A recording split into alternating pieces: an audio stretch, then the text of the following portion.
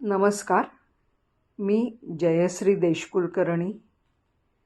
शब्दांच्या पाऊलवाटा ह्या माझ्या यूट्यूब चॅनलवरती मी माझी एक स्वलिखित कथा सादर करत आहे. कथेचं नाव आहे परतफेड. हा बंगला विकणे आहे. ही लेलेंच्या बंगल्यांवरची पाटी वाचली आणि रियाच्या मनाने निश्चय केला, हा बंगला आपण विकत घ्यायचाच. मग काय, तिच्या मनात आनंदाच्या उकळ्या फुटू लागल्या. प्राईम लोकेशन आहे, हॉस्पिटल, शाळा, मॉल, भाजी मंडई सगळं कसं जवळ आहे. तरीही म्हटलं तर थोडा आतल्या बाजूला आहे, अगदी भर रस्त्याला लागून नाही.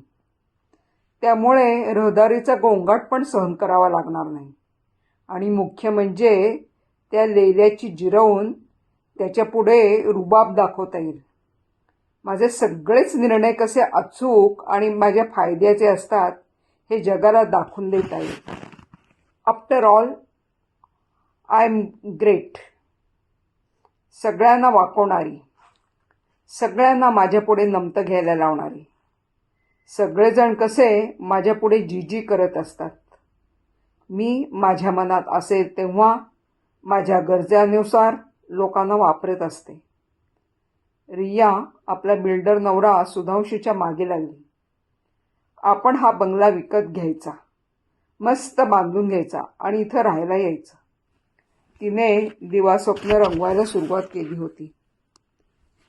तिला असंही कळलं होतं की सुबोध लेले परदेशातून गाशा गुंडाळून भारतात परत आला आहे. तिथे काय म्हणे रिसेशन आलं, याची नोकरी गेली आणि नाईलाजास्तव त्याला गाशा गुंडाळून परत यावं लागलं. नोकरीत काय असा फायदा होणार?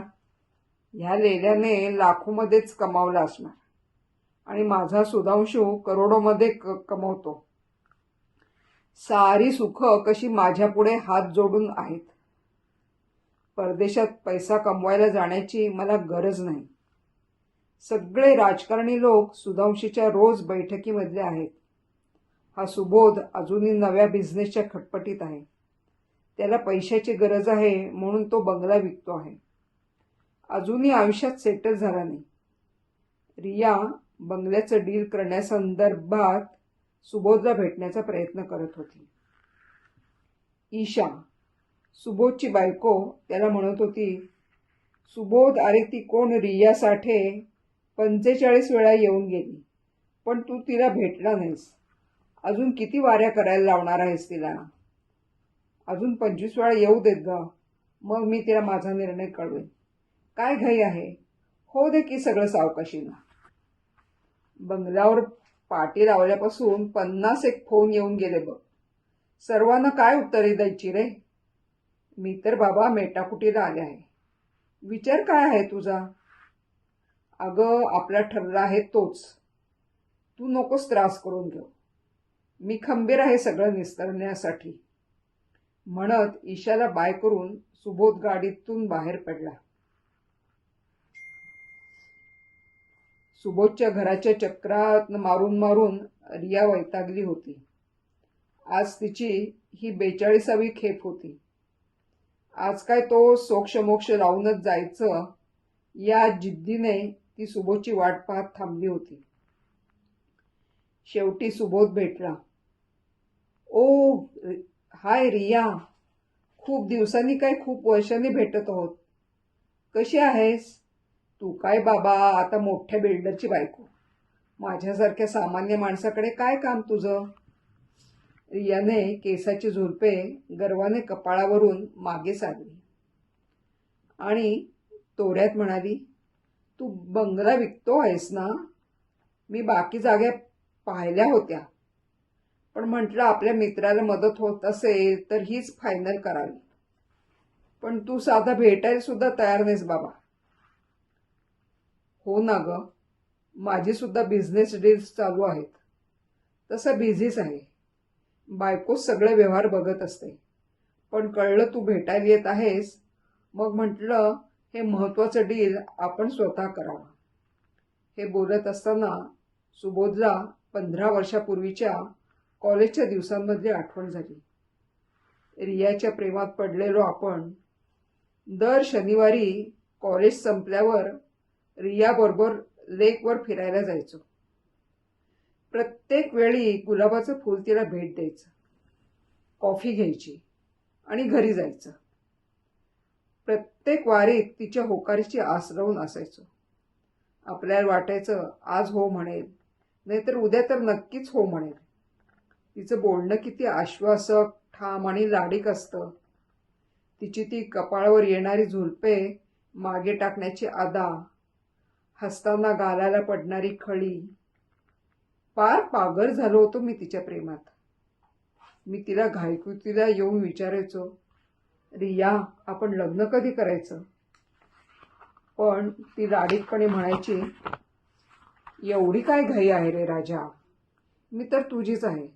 जरा प्रेम करूया, मग संसार आहेच की. अरे प्रेम करू म्हणून जमत नाही रे, बघ ना क्लिकच होत नाही अजून, असं म्हणून टाळायचे. मलाही वाटायचं आपण उगाच घाई करत आहोत, रिया तर आपलीच होणार आहे. असं वर्ष गेलं आणि मग शेवटच्या 50व्या शनिवारी तिने सांगितलं, नवे हातात लग्नपत्रिका दिली आणि म्हणाली, माझा सुधांशूबरोबर लग्न ठरलं आहे. मोठ्या बिल्डरचा मुलगा आहे. माझी स्वप्न हायफाय गाडी बंगल्याची आहेत. तुझ्याकडे वडलोपार्जित जुनाट बंगल्याच्या पलीकडे आहेच काय? एकदम कोसळलो मी. मनाने पार उद्ध्वस्त झालो. घरी परतलो. 1-2 महिन्यांनी त्या परिस्थितीतून बाहेर पडलो. नंतर आईवडिलांनी परदेशी शिक्षणासाठी पाठवलं.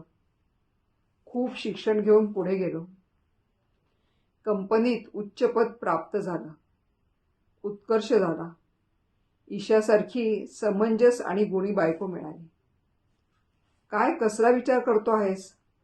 तेच बिझनेसचे मागचे काही हिशोब बाकी आहेत. त्याची मंजुरी आली की डील फायनल करू. घाई करू नकोस. अवांतर गप्पा करून कॉफी घेऊन रिया निघून गेली. सुधांशू तिला कितीतरी जागा दाखवत होता, पण तिला त्या पसंत पडत नव्हत्या. ती प्रत्येक जागेत खोट काढत होती, कारण तिच्या ईर्षेपुढे तिला इतर सर्व गोष्टी तुच्छच वाटत होत्या. सुधांशू चिडून तिला म्हणाला सुद्धा, अगं 6 महिने झाले त्या मूर्ख सुबोधच्या मागे लागली आहेस. एव्हाना आपला बंगला बांधून तयार झाला असता. एवढं काय सोनं लागलं आहे त्याच्या जागेला? अशा 56 दाखवतो तुला. ती चिडून त्याला म्हणाली, मला 56 नको आहे, मला तीच जागा हवी आहे.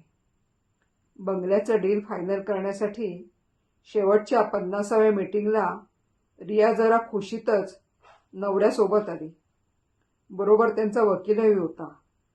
मी ठरवते ते जमवतेच असा गर्व ताठा तिच्या चेहऱ्यावर, तिच्या हालचालीत शिगोशिक जाणवत होता.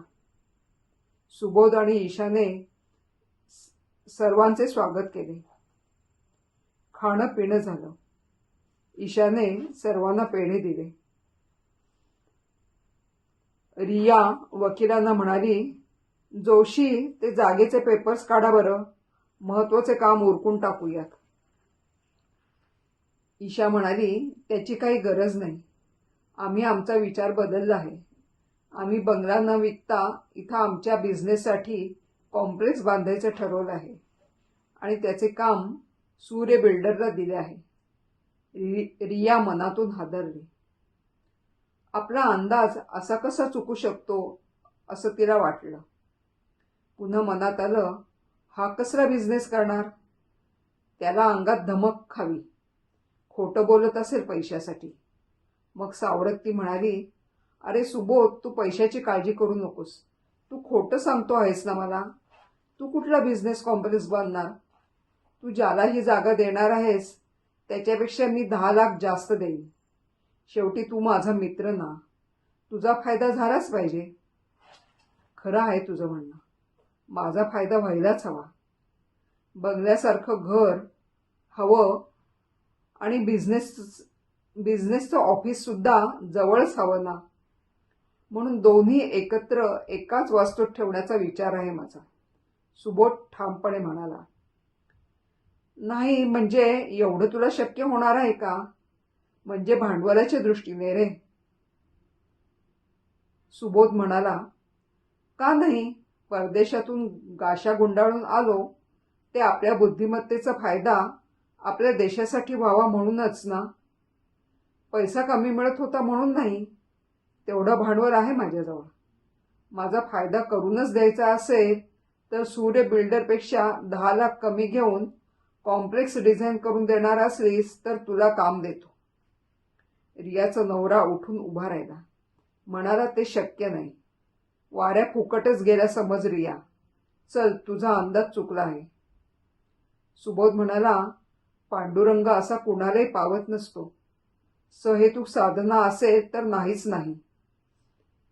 रिया खाली मानेने चालती झाली, केल्या कर्माची परतफेड करत. धन्यवाद. कथा आवडली असल्यास माझं हे चॅनल लाईक आणि सबस्क्राईब करा.